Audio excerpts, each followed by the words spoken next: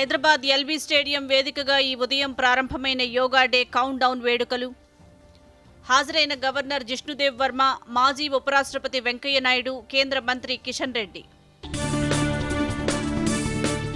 బీహార్, ఒడిశా, ఏపీలో నేటి నుంచి ప్రధాని పర్యటన.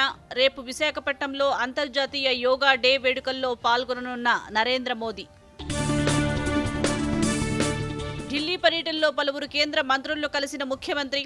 మెట్రో 2వ దశకు అనుమతులు మంజూరు చేయాలని వినతి. బనకచెర్ల ప్రాజెక్టు ప్రీ ఫిజిబిలిటీ రిపోర్టును తిరస్కరించాలని సీఆర్ పాటిల్కు విజ్ఞప్తి. బనకచెర్ల చట్ట వ్యతిరేకమైన ప్రాజెక్టేనన్న మంత్రి ఉత్తమ్ కుమార్ రెడ్డి. రాష్ట్రానికి అన్యాయం జరిగితే సుప్రీంకోర్టుకు వెళ్తామని స్పష్టీకరణ. బనకచెర్లతో ఎవరికీ నష్టం లేదని ఏపీ సీఎం చంద్రబాబు పునరుద్ఘాటన.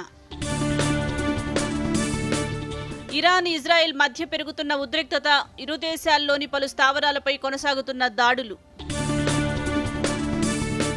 లీడ్స్ వేదికగా నేటి నుంచి Bharat England first test. Gill నాయకత్వంలో బరిలోకి దిగుతున్న భారత్. రాష్ట్రంలో 2 రోజుల పాటు వర్షాలు కురిసే అవకాశం ఉందన్న వాతావరణ కేంద్రం. పలు జిల్లాలకు యెల్లో అలర్ట్ జారీ.